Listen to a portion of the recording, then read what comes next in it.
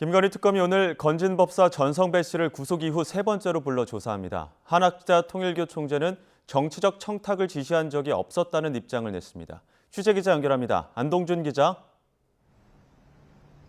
네, 서울 광화문에 있는 김건희 특검 사무실 앞입니다. 네, 먼저 김건희 특검 오늘 소환 조사가 예정돼 있죠? 네, 민중기 특별검사팀은 오늘 오후 2시 건진법사 전성배 씨를 구속 이후 세 번째로 불러 조사할 예정입니다.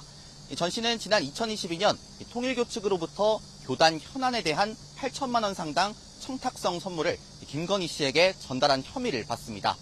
전 씨는 통일교 측과 함께 권성동 의원을 당선시킬 목적으로 국민의힘 전당대회에 개입했다는 의혹도 받고 있습니다. 특검은 이와 함께 통일교 측 불법 정치자금 수수 의혹도 받는 권 의원에 대해 첫 조사 하루 뒤 구속영장을 청구해 현재 체포 동의 절차가 진행되고 있습니다. 이에 대해 한학자 통일교 총재는 오늘 특검 수사 이후 처음으로 입장을 냈는데요. 자신의 지시로 통일교가 권 의원에게 불법 정치자금을 제공했다는 허위 사실이 유포되고 있다면서 어떤 불법적인 정치적 청탁이나 금전 거래를 지시한 적이 없다고 밝혔습니다. 내란 특검은 한덕수 전 총리를 불구속 기소한 이후에 다른 국무위원 수사에 집중하고 있죠? 네, 조은석 특별검사팀은 국무위원들 중에서도 앞서 강제 수사에 나섰던 박성재 전 법무부 장관에 대한 수사에 속도를 내고 있습니다. 박 전 장관은 계엄 선포 직후 합동수사본부에 검사 파견을 검토하라고 지시하거나 출입국 본부에 출입국 금지 업무를 담당하는 팀을 대기시키는 등 계엄에 가담했다는 의혹을 받고 있습니다.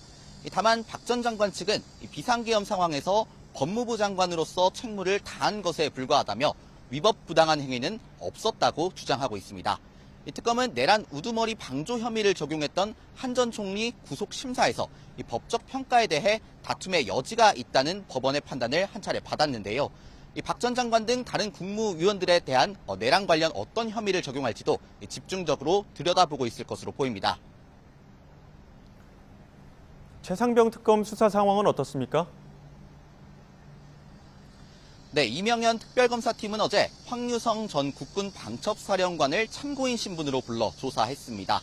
황 전 사령관은 최상병 사망 사건 당시 군 정보기관인 방첩사령부를 지휘한 인물인데요. 특검이 황 전 사령관이 최상병 사망 사건에 대한 이첩 보류 지시가 있었던 국면에서 이종섭 당시 국방부 장관과 대통령실 관계자 등과 통화한 정황을 확인한 것으로 알려졌습니다. 특검은 황 전 사령관에게 최상병 사건과 관련해 보고받거나 지시한 사항이 있는지 등 이들과 어떤 대화를 나눴는지 추궁했을 것으로 보입니다. 지금까지 김건희 특검 사무실 앞에서 YTN 안동준입니다.